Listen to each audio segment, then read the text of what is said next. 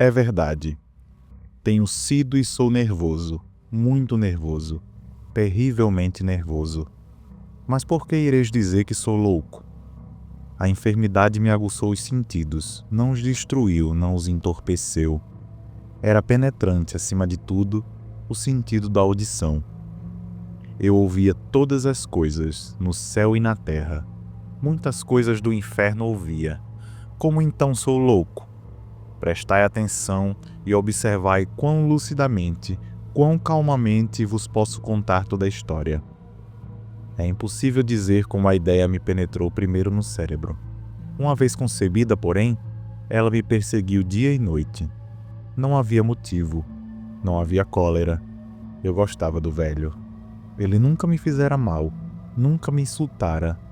Eu não desejava seu ouro. Penso que era o olhar dele, sim.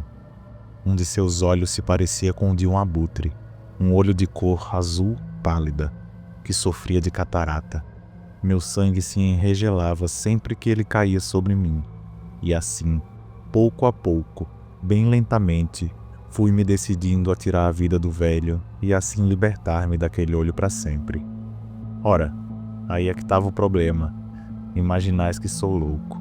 Os loucos nada sabem. Deverias, porém, ter me visto. Deverias ter visto como procedi cautamente, com que prudência, com que previsão, com que dissimulação lancei mãos à obra. Eu nunca fora mais bondoso para com o velho do que durante a semana inteira antes de matá-lo. E todas as noites, por volta da meia-noite, eu girava o trinco da porta de seu quarto e abria. Bem devagarinho. E depois, quando a abertura era suficiente para conter minha cabeça, eu introduzia uma lanterna com tampa, toda velada, bem velada, de modo que nenhuma luz se projetasse para fora, e em seguida enfiava a cabeça. Oh, teríeis rido ao ver como enfiava habilmente, movia lentamente, muito, muito lentamente, a fim de não perturbar o sono do velho. Levava 1 hora para colocar a cabeça inteira além da abertura, até podê-lo ver deitado na cama. Um louco seria precavido assim? E depois, quando minha cabeça estava bem dentro do quarto, eu abria a tampa da lanterna cautelosamente. Bem cautelosamente. Cautelosamente porque a dobradiça rangia. Abria só até permitir que apenas um débil raio de luz caísse sobre o olho de abutre. E isto eu fiz durante 7 longas noites, sempre precisamente à meia-noite, e sempre encontrei o olho fechado. Assim, era impossível fazer a minha tarefa, porque não era o velho que me perturbava, mas seu olho diabólico. E todas as manhãs, quando o dia raiava, eu penetrava atrevidamente no quarto e falava-lhe sem temor, chamando-o pelo nome com ternura e perguntando como havia passado a noite. Por aí vedes que ele precisaria ser um velho muito perspicaz para suspeitar que todas as noites, justamente às 11 horas, eu o espreitava enquanto dormia. Na 8ª noite fui mais cauteloso que de hábito ao abrir a porta. O ponteiro dos minutos de um relógio mover-se-ia mais rapidamente do que meus dedos. Jamais, antes daquela noite, sentira eu tanto a extensão de meus próprios poderes, de minha sagacidade. Mal conseguia conter meus sentimentos de triunfo. Pensar que ali estava eu, a abrir a porta, pouco a pouco, e que ele nem sequer sonhava com meus atos ou pensamentos secretos. Ri com gosto entre dentes a essa ideia. E talvez ele tivesse me ouvido, porque se moveu de súbito na cama, como se assustado. Pensais talvez que eu recuei? Não. O quarto dele estava escuro como piche, espesso de sombra, pois os postigos se achavam hermeticamente fechados, por medo dos ladrões. E eu sabia, assim, que ele não podia ver a abertura da porta. Continuei a avançar, cada vez mais, cada vez mais. Já estava com a cabeça dentro do quarto e a ponto de abrir a lanterna, quando meu polegar deslizou sobre o fecho de lata e o velho saltou da cama gritando: "Quem está aí?" Fiquei completamente silencioso e nada disse. Durante 1 hora inteira não movi um músculo, e por todo esse tempo não o ouvi deitar-se de novo. Ele ainda estava sentado na cama à escuta, justamente como eu fizera, noite após noite, ouvindo a ronda da morte próxima. Depois, ouvi um leve gemido e notei que era o gemido do terror mortal. Não era um gemido de dor ou de pesar, não. Era o som grave e sufocado que se ergue do fundo da alma quando sobrecarregada de medo. Bem conhecia esse som. Muitas noites, ao soar meia-noite, quando o mundo inteiro dormia, ele irrompia de meu próprio peito, aguçando com seu eco espantoso os terrores que me aturdiam. Disse que bem o conhecia. Conheci também o que o velho sentia e tive pena dele, embora abafasse um riso no coração. Eu sabia que ele ficara acordado desde o primeiro leve rumor, quando se voltara na cama. Daí por diante, seus temores foram crescendo. Tentara imaginá-los sem motivo, mas não fora possível. Dissera a si mesmo: é só o vento na chaminé, ou é só um rato andando pelo chão, ou foi apenas um grilo que cantou um instante só. Sim, ele estivera tentando animar-se com essas suposições, mas tudo fora em vão. Tudo em vão, porque a morte, ao aproximar-se dele, projetara sua sombra negra para frente, envolvendo nela a vítima. E era uma influência tétrica dessa sombra não percebida que o levava a sentir, embora não visse nem ouvisse, a sentir a presença de minha cabeça dentro do quarto. Depois de esperar longo tempo com muita paciência sem ouvi-lo deitar-se, resolvi abrir um pouco, muito pouco, a tampa da lanterna. Abria. Podeis imaginar quão furtivamente, até por fim, um raio de luz apenas, tênue como o fio de uma teia de aranha, passou pela fenda e caiu sobre o olho de abutre. Ele estava aberto, todo, plenamente aberto, e ao contemplá-lo minha fúria cresceu. Vi-o, com perfeita clareza, todo de um azul desbotado, com uma horrível película a cobri-lo, o que me enregelava até a medula dos ossos. Mas não podia ver mais nada da face ou do corpo do velho, pois dirigira a luz, como por instinto, sobre o maldito lugar. Ora, não vos disse que é apenas a superacuidade dos sentidos que erradamente julgais loucura? Repito, pois, que chegou a meus ouvidos um som baixo, monótono, rápido, como de um relógio, quando abafado em algodão. Igualmente eu bem sabia que som era. Era o bater do coração do velho. Ele me aumentava a fúria, como bater um tambor estimula a coragem do soldado. Ainda aí, porém, refreiei-me e fiquei quieto. Tentei manter tão fixamente quanto pude a resta de luz sobre o olho do velho. Entretanto, o infernal tantã do coração aumentava. A cada instante ficava mais alto, mais rápido, mais alto, mais rápido. O terror do velho deve ter sido extremo, cada vez mais alto, repito, a cada momento.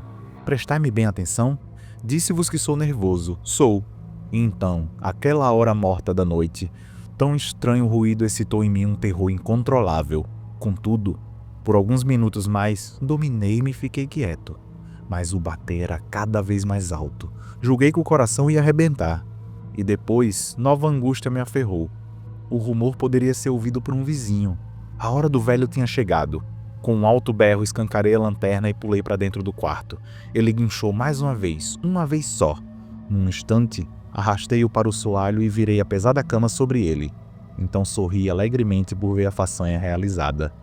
Mas durante muitos minutos o coração continuou a bater, com um som surdo.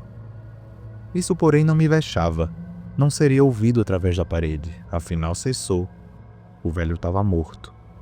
Removi a cama e examinei o cadáver. Sim, era uma pedra morta.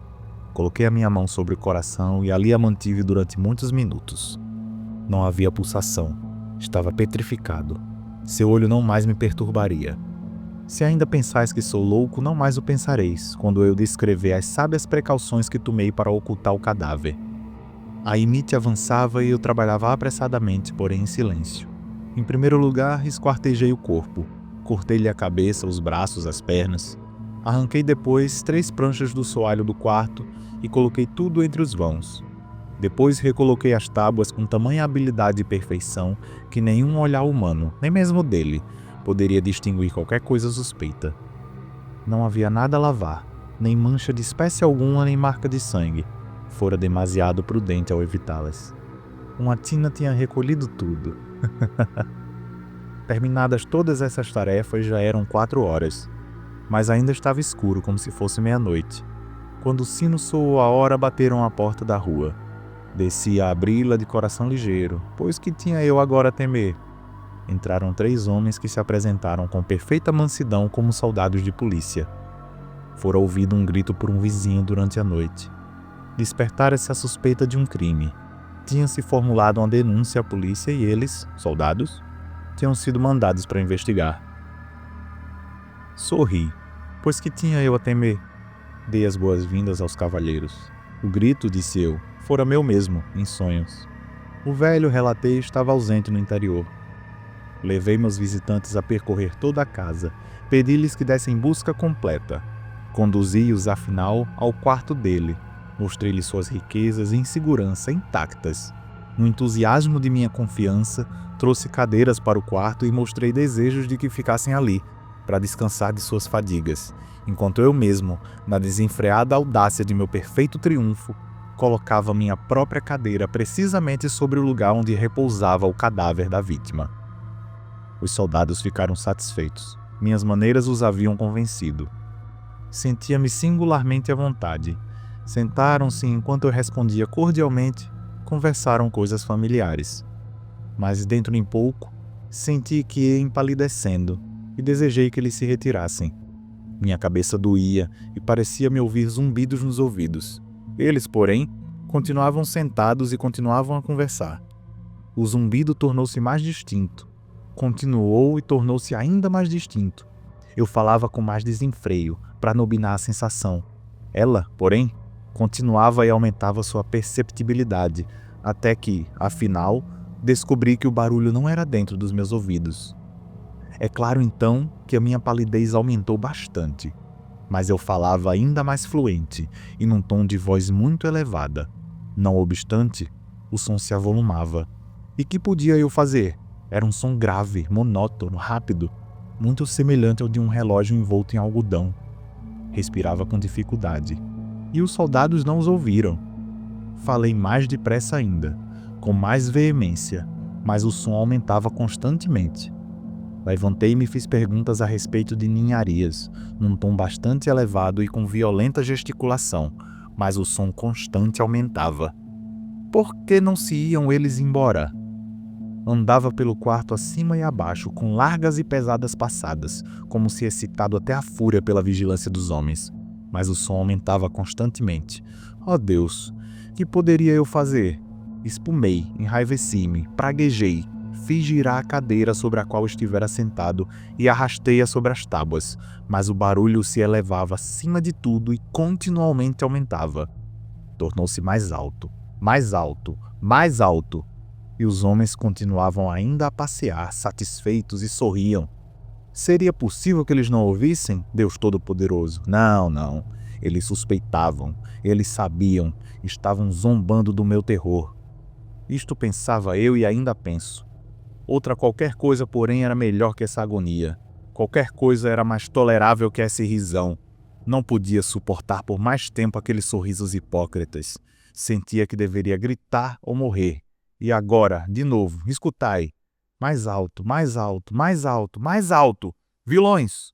Trovejei. Não finjam mais. Confesso o crime. Arranquem as pranchas aqui, aqui. Ouçam o bater do seu maldito coração.